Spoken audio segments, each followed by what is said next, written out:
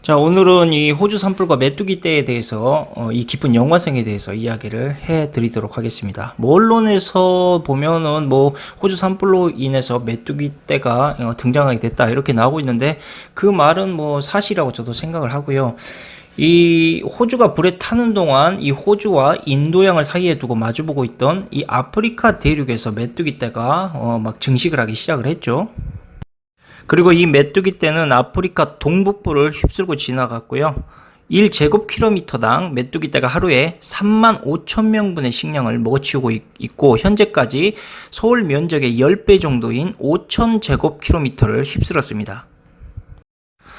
자, 호주에 산불이 일어나게 된 이유는 인도양의 서쪽 수온은 평년보다 1, 2도가량이 더 높았고요. 인도양 동쪽의 수온은 반대로 1, 2도 정도 낮았습니다. 그러니까 한 바다에서 양쪽 수온의 차이가 최대 4도 이상 벌어진 현상을 우리가 인도양 쌍극이라고 이렇게 부르고 있는데 이 격차가 심하면 심할수록 기후의 불안정성이 커집니다. 자, 결국 물이 따뜻한 인도양 서쪽은 저기압에서 만들어지고 바다에서 바람이 많이 불어 구름을 만들기 시작하면서 아프리카 대륙에는 많은 비가 내리게 됐고 반대로 수온이 낮은 인도양 동쪽의 호주 대륙 같은 경우는 습기 없이 건조한 바람만 부는 맑은 날씨가 이어졌습니다. 즉 햇볕이 내려지면서 호주의 기온은 더 올라갔고 호주는 지난해 기록적으로 매우 건조하고 뜨거운 해를 기록했죠. 자, 이 현상을 쉽게 말씀드리면 호주에 내려야 할 구름들이 전부 아프리카로 가버렸다는 이야기입니다. 그로 인해서 호주에 내려야 될 비가 내리지 않게 되고 호주는 매우 건조해지기 시작했고 반면 아프리카에 많은 비가 쏟아져 내렸다는 이야기죠. 자, 호주와 아프리카의 기후변화를 매우 뭉텅거리면서 언론에서 이야기하고 있지만, 자, 메뚜기 떼, 사실상 메뚜기 떼는 호주 산불과 매우 연관이 깊다라는 그런 이야기입니다. 쉽게 말씀드리면. 그러니까 호주 산불이 터지기 시작하면서 메뚜기 떼의 출현은 이미 예정된 것이나 다름없었다라는 이야기죠. 자, 결국 메뚜기 떼의 진실을 밝히려면 먼저 호주 산불에 대한 진실을 밝혀야지 그 진실이 낱낱이 드러나게 됩니다. 그래서 호주 산불에 대해서 일단 터놓고 이야기해 봅시다. 자, 일단 첫 번째로 호주 산불을 제압해야 할 소방관이 오히려 불씨를 퍼뜨렸다라는 뉴스가 나옵니다. 자, 그런데 충격적인 것은 이렇게 소방관이 불씨를 퍼뜨렸던 사건은 비단 호주뿐만은 아니었습니다.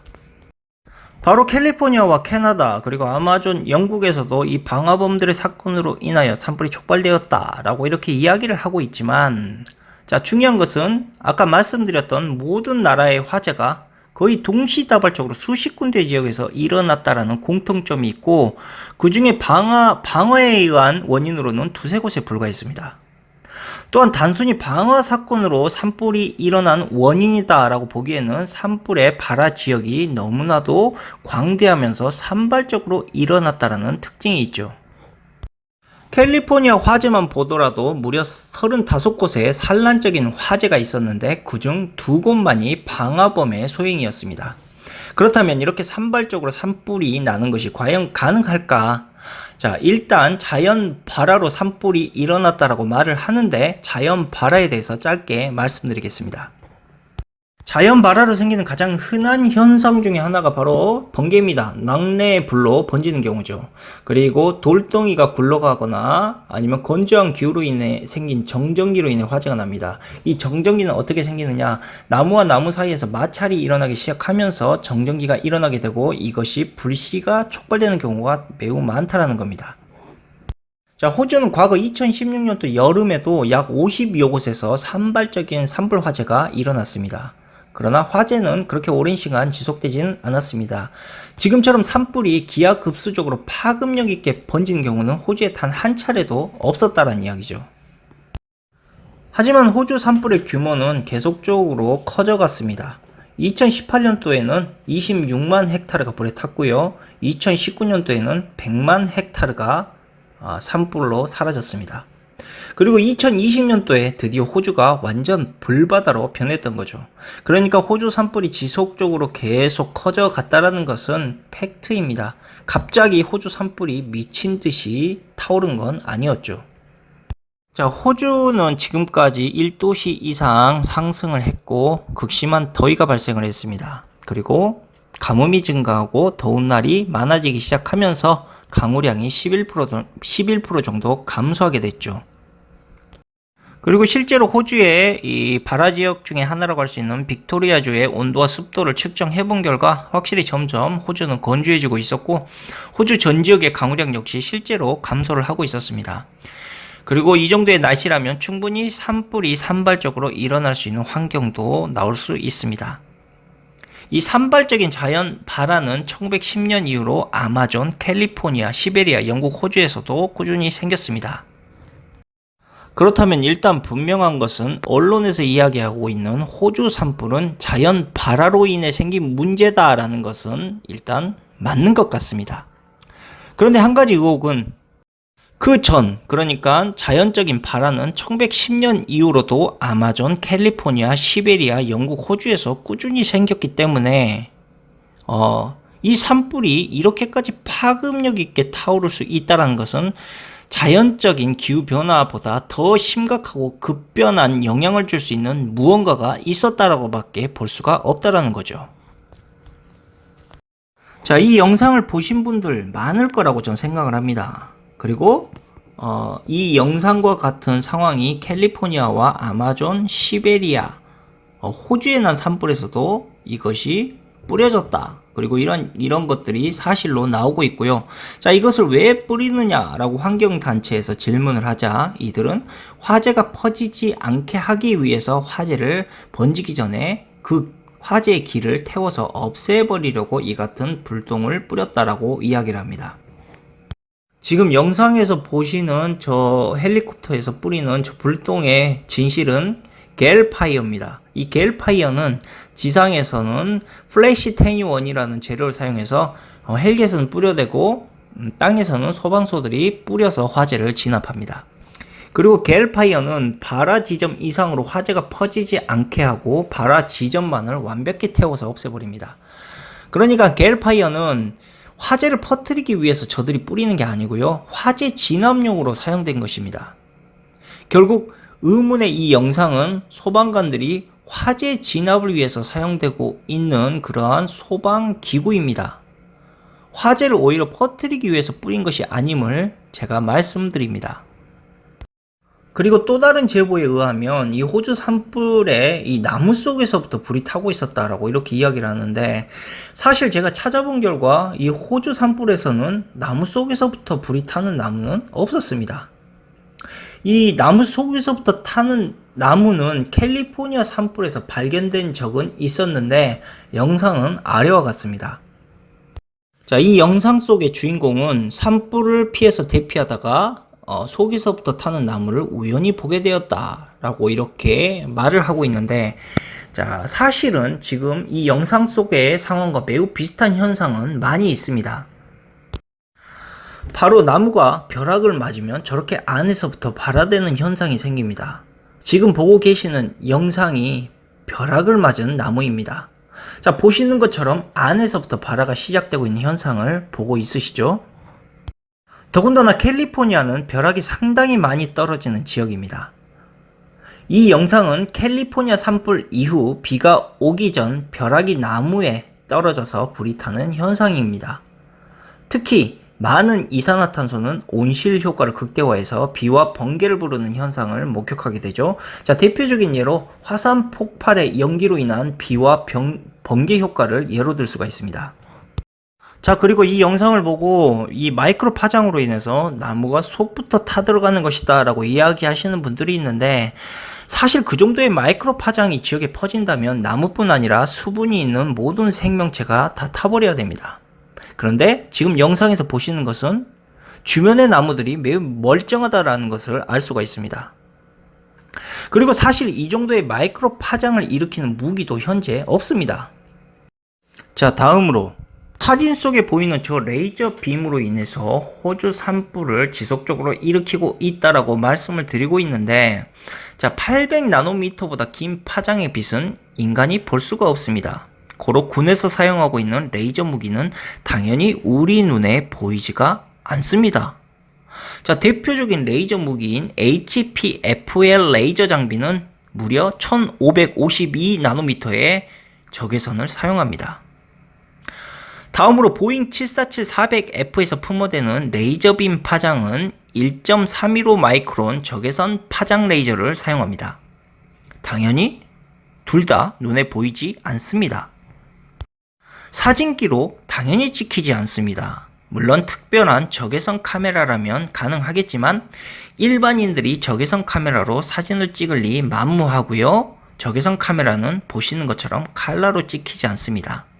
고로 마이크로웨이브로 인해 나무를 태웠다라는 것과 레이저 빔을 찍은 사진, 이건 완전히 와전된 이야기고 말도 안 되는 현상입니다.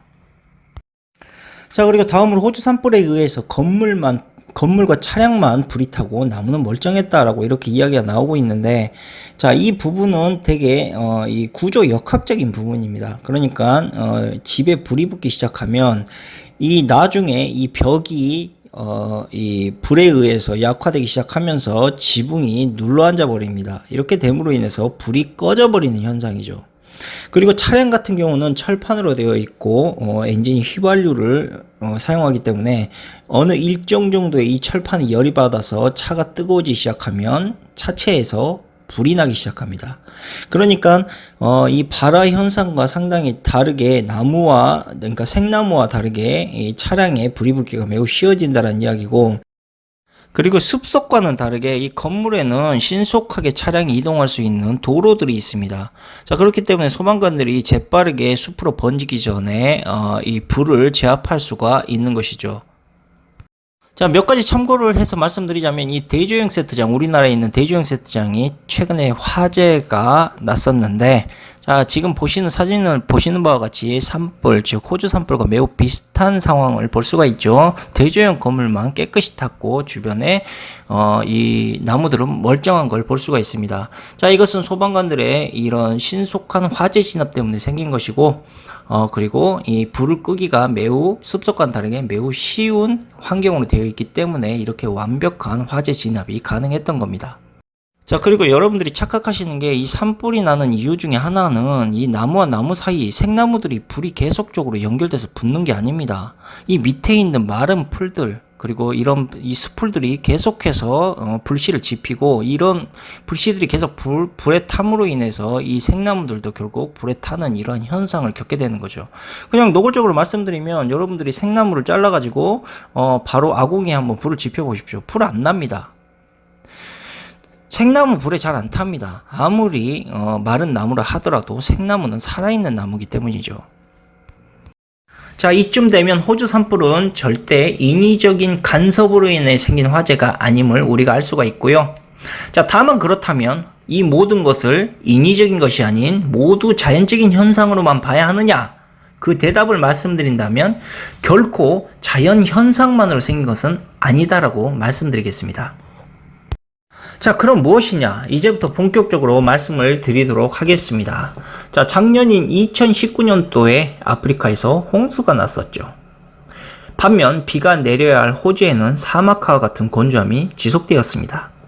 자, 이것을 지구 온난화로 인해 인도양이 열을 받아서 생긴 문제다라고 언론에서는 이야기를 하고 있습니다. 그러나 진실은 호주에 내려야 할 비를 인공강우 프로젝트로 인해 호주의 비를 빼앗고 아프리카의 비를 대량 살포하였기 때문입니다. 자, 지금 보시는 사진들이 바로 남아프리카와 동아프리카, 그리고 그 인접해 있는 유럽 국가에 구름씨를 뿌린 이 사진들입니다. 그리고 이 사진들은 나사에서 찍은 사진이기 때문에 조작은 전혀 없습니다.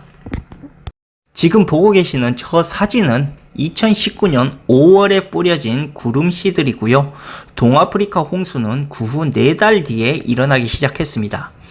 컴트레일은 지구공학이 연구하고 있고 각 나라마다 지구공학연구소가 존재합니다. 우리나라 같은 경우는 서울대에서 인공강우 프로젝트를 실제로 연구하고 있고 하늘에 살포도 하고 있습니다.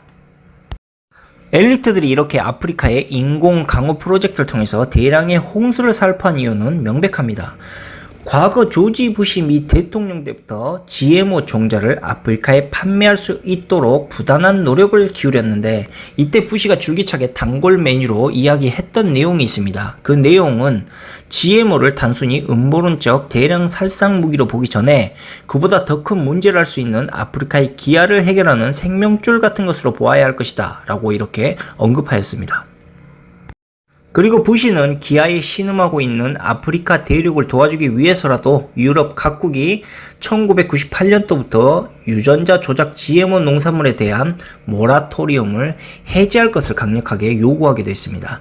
자, 이것은 세계 곳곳에 만연한 기아에 효율적으로 맞서 싸우기 위해서 안전하고 효과적인 GMO 생명과학 기술의 전파를 더욱더 고무해야 한다는 그러한 논리를 부시가 펼친 것이죠. 부시는 연이어서 대부분의 유럽 국가들이 근거 없고 비과학적인 공포감에 사로잡혀 유전자 조작 농산물을 그동안 수입을 금지했기 때문에, 특히 아프리카 국가들이 유전자 조작 농산물에 강력한 반감을 가지고 있고 그 오해를 풀어서 아프리카 기아를 해결해야 한다라고 이렇게 말하기도 했습니다. 부시가 이렇게 GMO 농산물을 아프리카에 수출하려고 하는 이유는 바로 유럽 연합이 미국산 유전자 농산물 수입을 반대하기 시작하면서 미국은 해마다 3억 달러 이상의 손실을 입고 있기 때문이었습니다. 2014년 기준으로 전 세계 17개국에서 대략 2천만 농민들이 1억 7,500만 헥타르의 땅에서 유전자 조작 농산물을 재배하고 있습니다. 이 17개국 국가 중 미국, 아르헨티나, 캐나다, 중국, 인도가 재배 면적의 대부분을 차지하고 있는데, 이 중 미국이 전 세계 총 재배 면적의 3분의 2인 7천만 헥타르의 땅에 유전자 조작 농산물을 재배하고 있습니다. 자, 따라서 유전자 조작 농산물의 판로 확보는 미국의 농업과 거대 생명과학 기업의 사활이 걸린 문제를 할 수가 있습니다. 게다가 몬산토와 같은 미국의 거대 다국적 기업들은 미국 행정부와 긴밀한 공생관계를 유지해왔고, 유럽연합의 장벽을 무너뜨리기 위해서 미국 정부는 지금까지도 계속 아프리카의 기아를 들먹이고 있습니다. 자, 미국이 아프리카를 이렇게 계속적으로 들먹이고 있는 이유는 유럽연합이 아프리카산 농산물의 최대 수출 시장이기 때문입니다. 미국 정부는 바로 이 점을 노리고 유럽의 무분별한 수출로 인해서 아프리카 기아가 초래되었다라는 이런 명분을 앞세워 유럽을 압박하면서 이 기아를 대체할 수 있는 유전자 조작 농산물의 보급을 현재 정당화시키고 있습니다.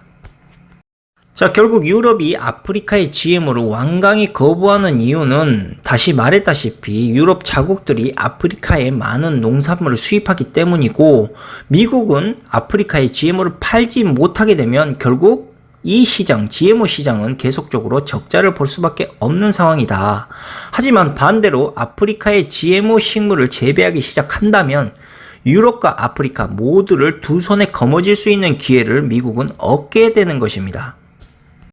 결국 유전자 조작 농산물에 대한 장벽을 이들이 없애버릴 경우, 그러니까 아프리카와 유럽에 대한 장벽을 없애버릴 경우 바로 식량의 주권이 이 선진국 다국적 거대 기업들에 의해서 독점되어 버릴 확률이 매우 높아집니다.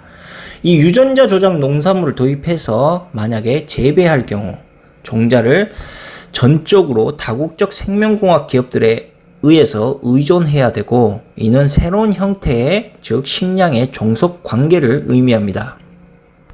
엘리트들은 이미 아프리카가 GMO의 핵심 지역이라는 것을 이미 알고 있습니다. 여기에 GMO 작물이 무조건 재배되어야만 합니다. 왜?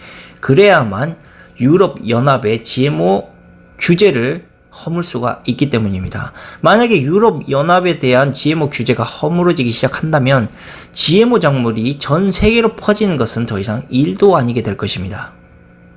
빌 게이츠가 아프리카의 기아 문제 해결로 인해서 GMO 작물을 계속적으로 심으려고 노력하는 이유도 바로 이 때문입니다. 아프리카가 GMO 작물이 재배되기 시작하면 전 세계는 GMO 작물로 독점되기 시작할 것입니다. 자, 그렇다면 모든 것이 명백해집니다. 아프리카에 저들이 인공 강우를 뿌려댄 진짜 이유, 그것은 바로 아프리카에 GMO 작물을 본격적으로 도입하기 위해서입니다. 지금에 와서도 GMO 작물은 아프리카에 뿌리내리기 매우 어려운 작물입니다. 물론 남아프리카 공화국 같은 극히 일부의 국가들에서 이 GMO가 재배되고 있지만 거의 대부분의 아프리카에서는 GMO 작물이 재배되고 있지 않습니다.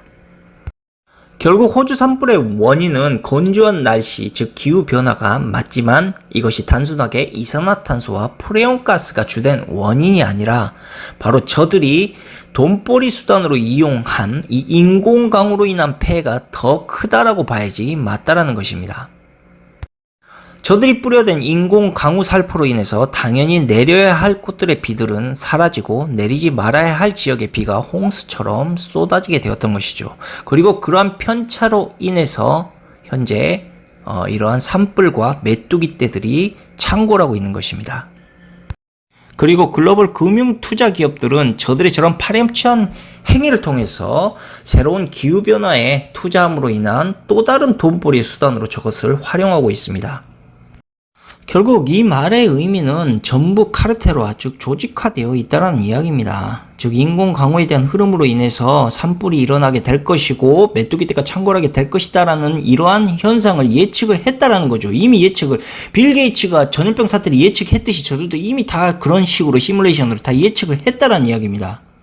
그리고 이러한 현상을 놓고 봤을 때 기후변화는 즉 저들에게 새로운 투자 기회가 될 수밖에 없었던 것이죠. 자, 저들이 이처럼 미리 모든 것을 다 2020년도 예측을 하면서 저것들에 대한 상황을 예언을 하거나 아니면 미리 주식시장에서 손절하고 털고 나갔던 이 이유는 알고 있었기 때문이다라고 밖에 전 생각이 들지 않습니다. 결론은 호주 산불, 메뚜기떼 출현, 중국발 전염병, 이 모든 것은 이미 예견된 것이었다라고 봐도 거의 무방하다라는 것입니다.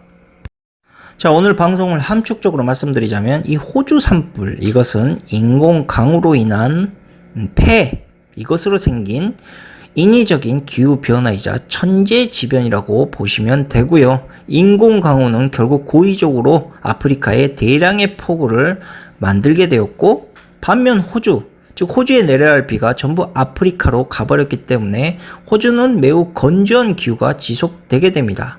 그리고 이것이 결국 산불을 초래하게 됐고, 인공강우 폭우는 아프리카의 대량의 메뚜기떼를 부화시키는 그러한 환경으로 이게 성장하게 됐고, 이것은 물론 인공강우로 인한 고의적인 환경을 만든 것이죠. 그리고 메뚜기떼는 결국 아프리카의 식량난을 초래하게 됐고, 그로 인해 아프리카는 해충에 강한 GMO 작물을 재배해야 한다라는 명분으로 이것을 유도하고 있습니다. 그렇게 함으로 GMO 작물에 적극 반대하는 유럽과 아프리카의 식량난이라는 GMO 재배 명분을 앞세워 아프리카를 GMO 작물로 점령한 후에 아프리카 농작물의 최대 수출국이라 할 수 있는 유럽의 시장까지 저들이 장악할 생각을 가지고 있는 것입니다. 자, 고로 메뚜기떼와 호주 산불은 결코 우연이 아니라 이미 저들의 계획하에 예견된 것이고, 이 사태는 결국 어느 나라에게 가장 큰 이익을 줄 것인가 라고 우리가 판단을 해야 합니다. 이 판단에 대한 결과는 여러분들에게 맡기면서 오늘 방송을 마치도록 하겠습니다. 감사합니다.